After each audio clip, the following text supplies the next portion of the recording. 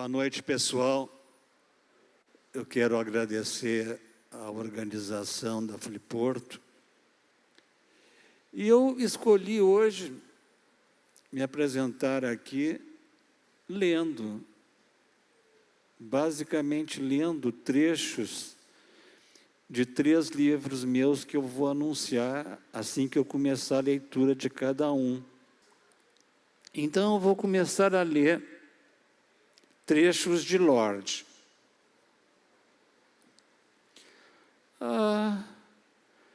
Me enganava de novo.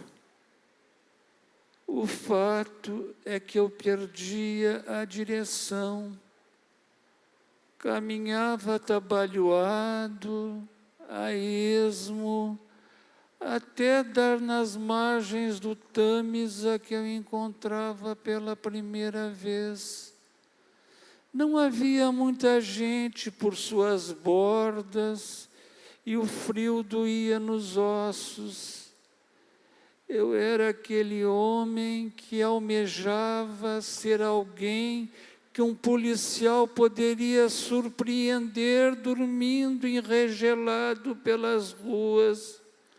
Um homem que, ao responder à inquisição da autoridade, não tivesse documentos, nem língua, nem memória, e que fosse castigado na solitária pelos anos e anos, ou, ao contrário, que fosse perdoado instantaneamente por um policial jovem, totalmente inexperiente, em sua primeira ronda, e que jorrasse dele um raio de simpatia por aquele amontoado de carne sem nome, destino, moradia.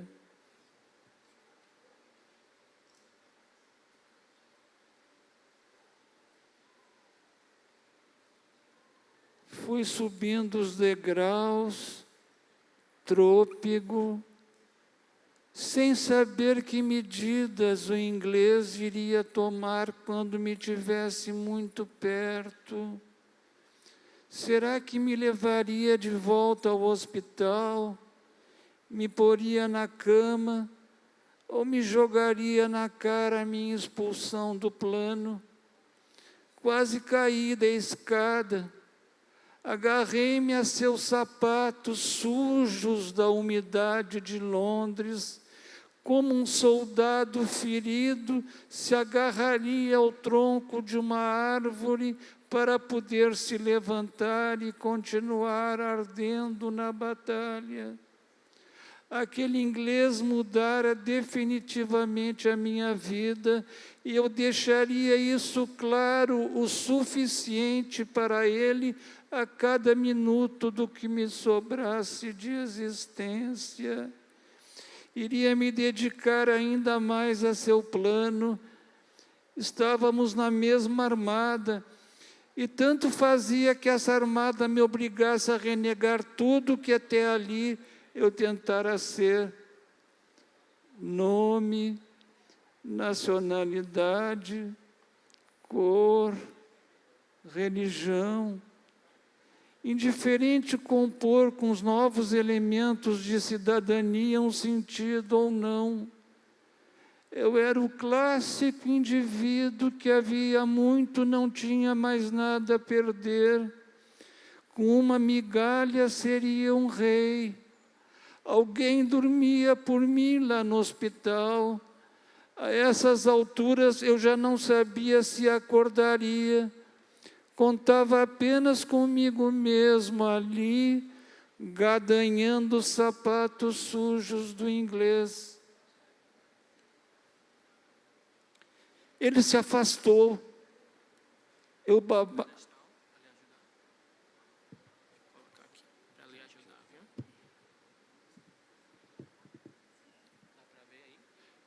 babava mais, parecia chorar pela boca. Os olhos resistiam. Eram minhas 2 sentinelas divisando apenas nevoeiro. Fui me arrastando até a cama. Subi até a coberta de bruços a muito custo, de bruços fiquei, os olhos não queriam apagar, miravam a parede lilás, como se quisessem reter a cor por toda a eternidade.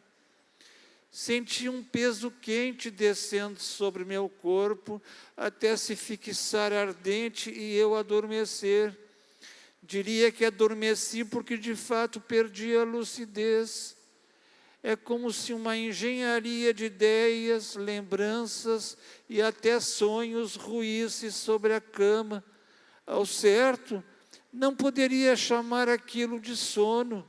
O peso sobre mim se arremessava, fazia do meu corpo e mente o que bem entendia, e eu começava a prever que quando acordasse estaria habitando uma outra carnação, a desse peso, cuja fisionomia eu não podia olhar sob pena de interromper essa passagem.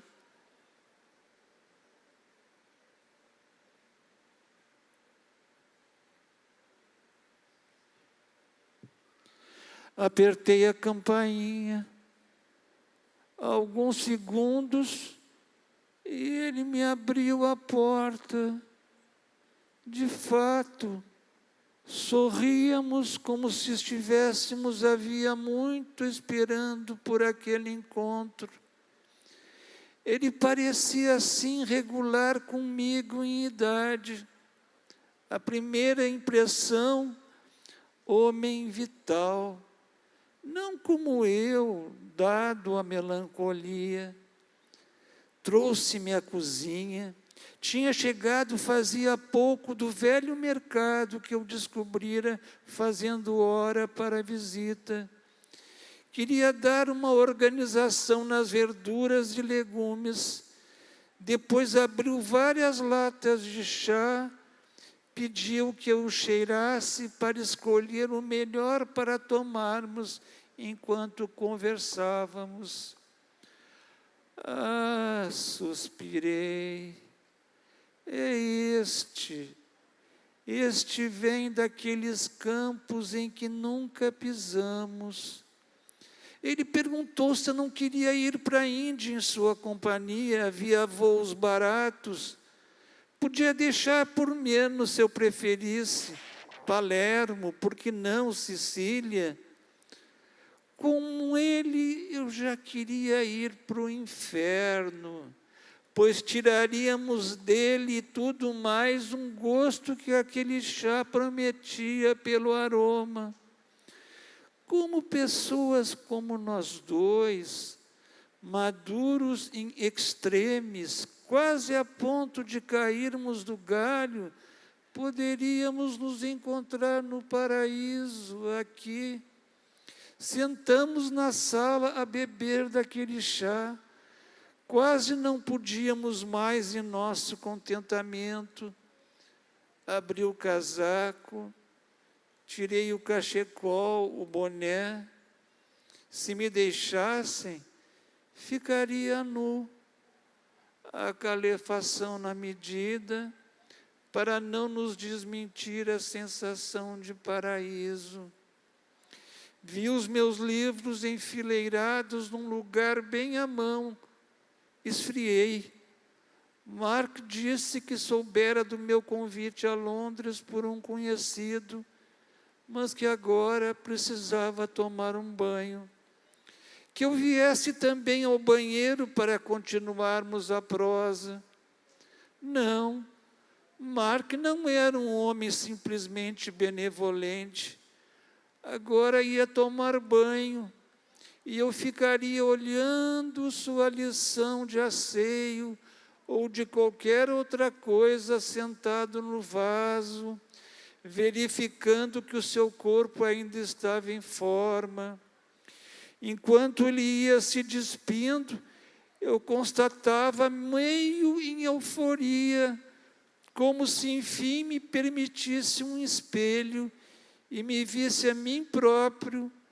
Constatava o vigor de sua bunda, a barriga nada flácida, só vagamente proeminente, o saco, embora um tanto avantajado como dos homens de nossa idade, parecia encolher quando eu o olhava, como se numa performance privadíssima.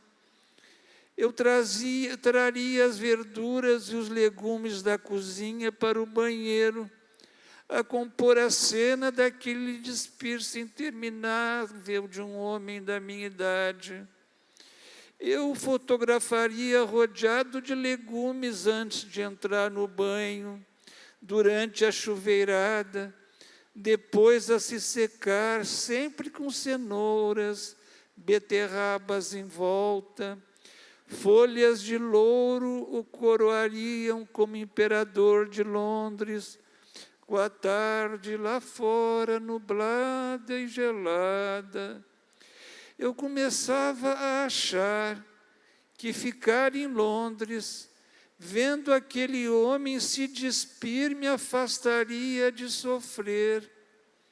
De repente eu passaria a achar que ficar de roupa ali, como eu, seria um desperdício, que era preciso homenagear a situação. Mark cantava canções inglesas dos anos 40, 50. Ao fim de cada música, ele dizia o autor e a data. Por fim parou, fixou o olhar em mim e me convidou a entrar na banheira com ele. Eu já não sabia dividir a minha nudez com ninguém.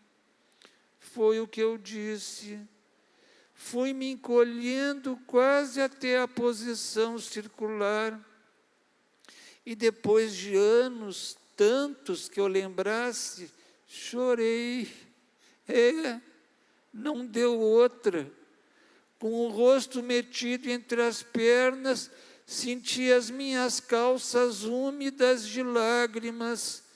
Ali, sentado, o professor Mark, que eu acabara de conhecer e que mostrava sua nudez para mim num banho todo ensaboado, eu não podia evitar aquela cena ridícula de lacrimejar. Parei antes que passasse a fase dos soluços. O professor Mark trazia a toalha sobre os ombros como um manto e parecia perplexo com a minha atitude. Levantei a cabeça, secando com as mãos os olhos, e tentei sorrir amarelo. Eu me sentia um guri de 8 anos diante de uma autoridade genética, sei lá. Não parecia que aquele homem afirmasse ser estudioso da minha obra e que pedisse uma entrevista a mim para suas pesquisas. Diante dele, eu me sentia um homem sem ação, um mísero escrevinhador de horas necrosadas. Ele me ofereceu a mão para me levantar do vaso. Sentiu que eu estava refluindo para um ponto distante do meu personagem e que depois seria mais difícil de me pescar. Era preciso me reanimar ali, agora. Mal sabia ele que as lágrimas que eu derramara se constituíam em bom indício. Não fazia ideia exatamente de quê, mas alguma coisa em mim deixara forma de cristal, amolecera e se escoava e ia embora. Tudo ridículo, eu sei, para que repetir? Ele me puxou pela mão e me beijou. Foi um beijo prolongado entre a boca e um dos lados da cara. E naqueles minutos eu sentia, depois de muito tempo, com vagar, a temperatura da carne humana. A mucosa de seus lábios quase ardia, e sua língua lambia a sobra de minha umidade, talvez salgada na face. Sentíamos que não haveria muito mais além daquele beijo, se é que de beijo aquilo poderia ser chamado, entre dois homens na madurez in extremis. O professor Mark, pensei, e ele deveria pensar, esse escritor latino-americano. Para mim não haveria mais jantar com o professor Mark. Daria alguma desculpa, não gosto de ficar à noite fora de casa, sei lá. A minha sentimentalidade lacrimosa tinha sido demais para um dia só. Por que as pessoas se visitavam, me perguntei. Se ficassem em casa bordando, como no passado, fazendo seus trabalhos manuais, ganhariam mais. O professor Mark me abraçava perto da porta para a rua. Eu encontrara alguém absolutamente peculiar para o inglês normal. Depois soube que ele fora criado na Itália. Mas isso fazia tanta diferença assim para estar ali me abraçando antes de eu sair. Eu o abracei também, e com vontade, já que teria de ser mais do que já fora, que viesse então. O professor Mark se vestira. Por sob as roupas, nossos sexos se tocavam. Uma intimidade que se perdia no tempo. Não me ocorria outra vez cultivando um idílio assim, ao largo dos arrebatamentos. Cócegas deslizavam na mente, nuca, em qualquer parte. Ele seria a pessoa a me defender se eu precisasse? E eu precisava? Então que eu pedisse socorro ali, já. Tchau, professor, balbuciei. E ele balbuciou tchau e me abriu a porta para a rua ventosa. Porque eu era o homem que vivia a fugir, me perguntei, abotoando o casaco, enrolando o cachecol no pescoço. Ouvi um gemido, olhei em volta. Num degrau de um prédio portentoso, logo adiante, um rapaz de cabelos rastafari parecia ferido, sangue na altura da garganta. Retirei seu cachecol, com ele tentei afastar os coágulos que me escondiam a exata dimensão da ferida. Era enorme, certamente um tiro, uma facada melhor. Saberia tratar dele? Seria seu enfermeiro, o curaria na calçada em 2, 3 meses, apenas com a perseverança da amizade. Eu podia ter enlouquecido naquela noite, não discuto, mas o certo é que eu já o abraçava, trazia-o a meu peito, e ele começava a sussurrar. Cheguei meu ouvido perto de sua boca, manchando-me de sangue, ouvi, foi ele. O cara estava febril na noite gelada, e aquilo me dava calor. A minha vida subitamente se jogava ali, no abraço ao rapaz talvez moribundo, não importa. como poderia ter sido jogado em qualquer coisa que me aparecesse primeiro pelas ruas da City Londrina. O rapaz expirou por fim nos meus braços. Notei, porque sua cabeça caiu para trás e assim permaneceu, numa desistência que eu só sabia ensaiar. Apertei sua mão, sua boca abriu, via lá dentro a poça de sangue querendo transbordar em meio a seus dentes estragados.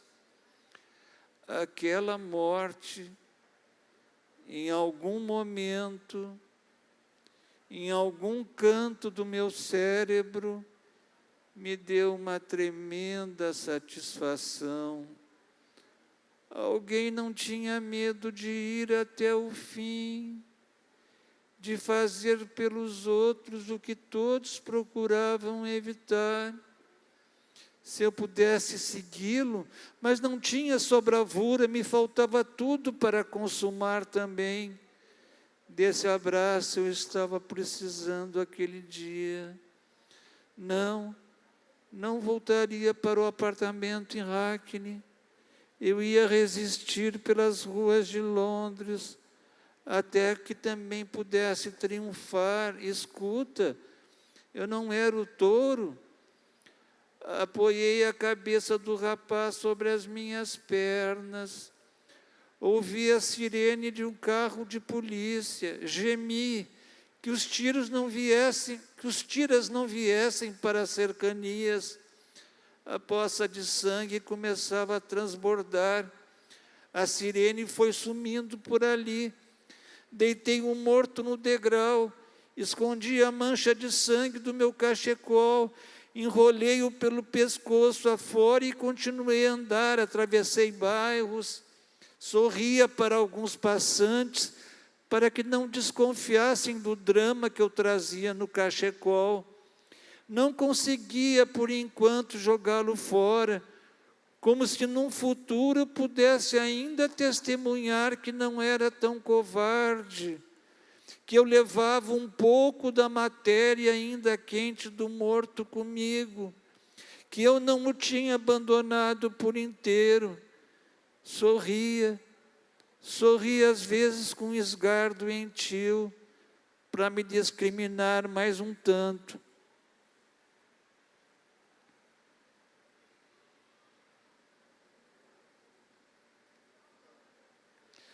Pela Charing Cross, um velho me olhou com afinco.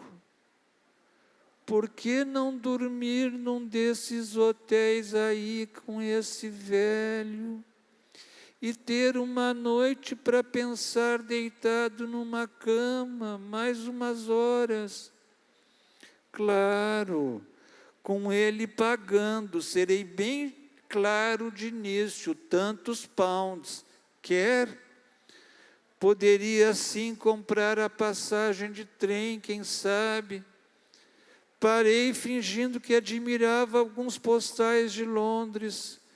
O velho parou à beira da calçada, virou-se com vagar, me olhou. Era inglês? Não, era hindu, com algum no bolso, pele escura, o cabelo ainda preto, corpo pequeno, boa saúde. Dava para fazer, quiçá, um certo pé de meia até. Passar um mês comendo o velho, servindo o velho. Depois se verá para onde ir, o que fazer para a dolorosa manutenção. Peguei um postal do Piccadilly Circus, não sei, e a minha ansiedade foi tamanha que o rasguei de cima a baixo, da direita para a esquerda, de tudo que restou, fiz picadinho. O turco, dono da loja de bugigangas, disse que ia chamar a polícia. Falei que não precisava, dei as moedas. e persisti andando na direção contrária do velho hindu. No entanto, o velho hindu continuava no meu pensamento. Alguma coisa qualquer que não se traduzia mais propriamente em sexo, mas em um magro monte de carne que me daria mais que pretensa manutenção. Daquele pequeníssimo grão azeitonado à beira da calçada, parecia nascer a verdadeira compaixão que eu tinha perdido por aí, nem sei mais onde. Eu era um homem sem compaixão, e ele, esse minúsculo, quase inexistente velho hindu, me ensinaria a tê-la. O meu contato diário, carnal com ele, repito, com um ser quase à flor do nada, me restituiria a biologia que tantos ocupam, feito inquilinos em dívida. Para o velho hindu, não. Ele até poderia pagar pelo meu corpo já gasto e tudo, mas o que ele fazia ali à beira da calçada era me chamar para a ciência oculta da velhice, para um contato medido a dois, severo, de débitos vencidos.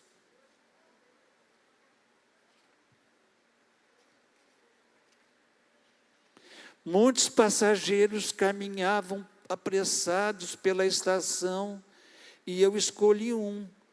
Fui em sua direção e só tinha olhos para a gola de veludo castanho de seu sobretudo aberto, marrom. Sempre me ficará gravada essa gola de veludo castanho. Ele vivia bem, foi isso que logo constatei. Ocasionei-lhe um encontrão. Num átimo, insinuei meu indicador e polegar por dentro do seu sobretudo, na altura do seu bolso interno, sobre o coração, aí mesmo, e retirei sua carteira, metendo-a com uma ligeireza absurda no bolso externo inferior do meu casaco. Fiz isso pedindo todas aquelas desculpas que os ingleses pedem por qualquer esbarrão e muito mais, bem mais, porque aquele foi um encontrão provocado por alguém como eu, que não deveria ser cavalheiro jamais, jamais. Fiquei no meio da multidão parado e trêmulo. Em vez de sair logo do lugar do roubo, pelo rabo dos olhos, seguia a gola de veludo do cavalheiro, de quem havia pouco tinha extorquido uma quantia que ainda desconhecia. Parado, eu via a gola castanho do sujeito como a prova absoluta de que o subtraído não lhe representaria nada, mesmo sendo muito para os meus padrões. Era essa a esperança que eu cultivava ali parado, como se adiando o prazer de saber a soma para aumentá-lo e incorporá-lo de vez ao meu vocabulário financeiro. Tomara, balbuciei num calafrio, um noturno me veio à mente, tocado por um fino pianista, e naquele andamento evasivo fui andando à procura do banheiro, onde entrei e me fechei no cubículo da privada. Puxei a carteira, abria. Ela tinha todo o dinheiro de que eu precisava por um largo estágio. Notas de libras novas, como recém-tiradas do banco. O homem era afortunado, eu mais ainda. O cubículo cheirava mal e tudo, mas estar ali, a princípio fora dos raios das câmeras, adorando a vida nova que eu poderia ter por um período, contando e recontando as notas que chegavam a estalar por estarem vindo havia horas pelo jeito da fábrica para a minha propriedade. Aquilo afastava das minhas narinas qualquer fedor, qualquer imperfeição, desafeto, incompreensão.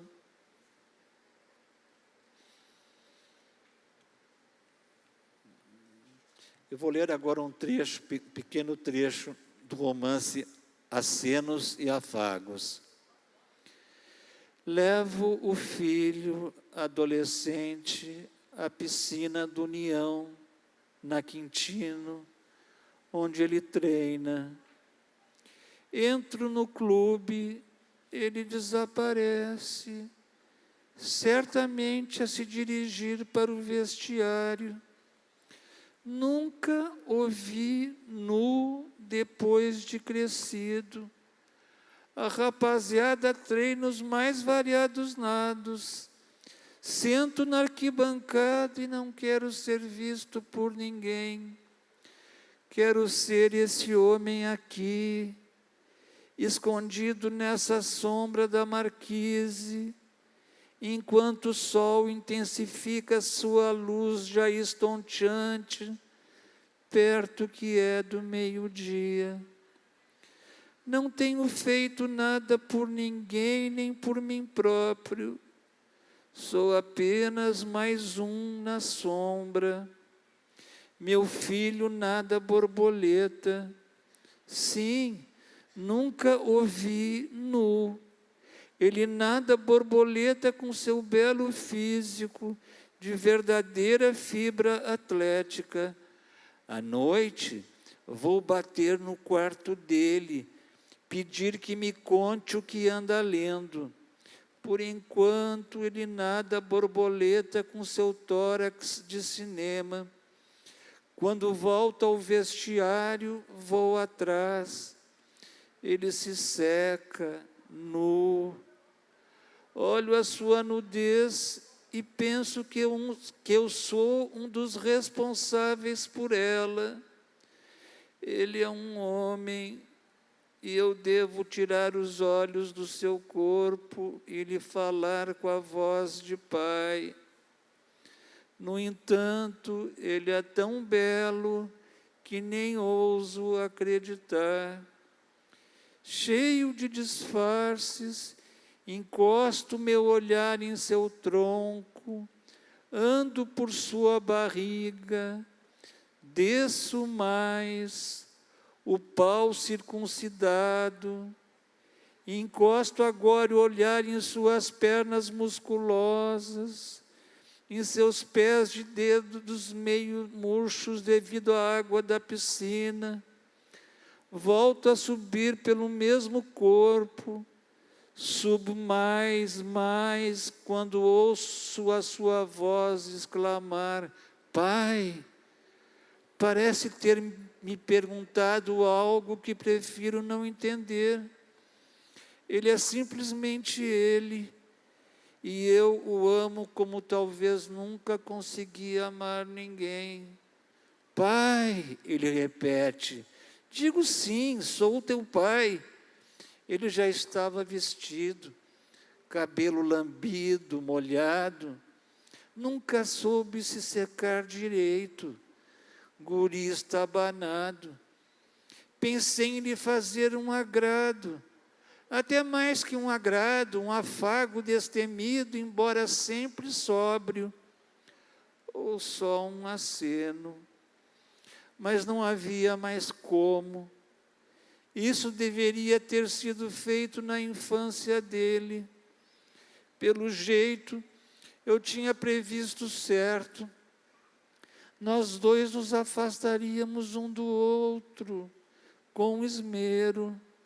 Chegaria um tempo em que talvez já nem nos cumprimentássemos, caso nos encontrássemos em uma reunião social, alguma coisa assim. Por quê? Não sei. Nem ele teria condições de averiguar. Aquele homem jovem agora estava ali, já de roupa e tudo. Talvez me odiasse por alguma razão que eu desconhecesse. Quem sabe o motivo fosse a ameaça iminente de eu virar o filho e ele o pai. Eu morreria desse amor em dias. Eram 2 homens no vestiário, um de cada lado, e a revelia de tudo, um deles era o pai, o outro filho. Eram 2 homens que poderiam ter formulado em conjunto projetos os mais espertos, mas não, os 2 preferiram se afastar. Eram 2 homens que pareciam habitar a mesma solidão e que, no entanto, se afastavam um do outro, já que previa um grave tumulto se ambos confluíssem para o mesmo ponto. Agora eu vou ler um trecho pequeno do meu mais recente livro, o livro que está em lançamento, chamado Solidão Continental.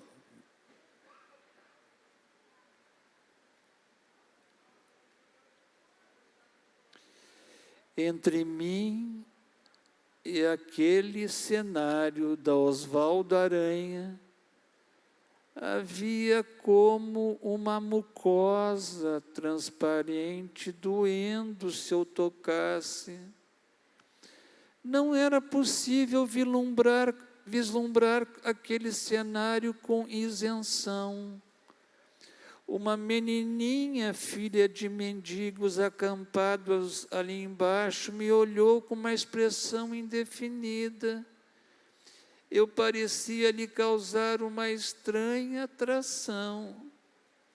A garotinha usava batom, uma saia comprida de mulher adulta nos ombros, qual um manto fazendo uma cauda, e um sutiã sobre um enorme bustier rasgado. Recuei, fechei a janela para evitar o ruído exacerbado do trânsito. Tão logo fechei a janela, ouvi uma cantoria só de vozes femininas. Atrás de mim, na sala outrora vazia, tinha uma maca rodeada de velhotas. Elas cantavam certamente um hino religioso. Ainda pude ouvir, submergindo em uma instância que não estava nem em Porto Alegre, nem em parte alguma. Eu via que poderia ser novamente alçado do porto e que havia poucos segundos tinha retornado para me encantar com aquele canto vagaroso de vozes femininas. Ouvia um hino religioso que dizia serem eles os fiéis. Estremeci, pois que vislumbro o rapaz dentro de uma sala coberto por um lençol encardido. Enquanto caminho acelerado em direção à maca sobre o qual ele jaz branco e mais belo que nunca, enquanto caminho sei que ele é o meu rapaz e só com ele saberei ultrapassar a minha crônica solidão. O que vejo, e o resto não sei mais ver, o que vejo são as pupilas fixas do garoto olhando para mim. Elas se acham espetadas à minha face e parece que viveram sempre para perscrutar a minha expressão tão despojada quanto aquela. Só tenho olhos para ele, que parece ter perdido a capacidade de visão.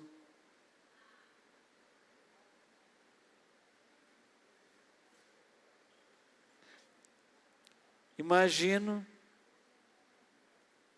estar com Frederico e, ao fim e ao cabo, adotar uma criança a 2, ir à escola, conversar com a professora, levar o pimpolho ao centro de saúde, vaciná-lo contra sarampo, catapora, ter a mão de Frederico sobre a minha ao fim do dia, para se resolver se bebemos a garrafa de cerveja ou se vamos para a cama, os dois gozando ao mesmo tempo, o sêmen de cada um transbordando das bocas impuras, feitas para beijar, mesmo que amanhã tenhamos que ir à escola do pimpolho, conversar com a professora, mesmo que eu tenha de ir correndo para as minhas aulas de português, mesmo que nada suplante a nossa ladainha cotidiana, estamos no momento nos beijando,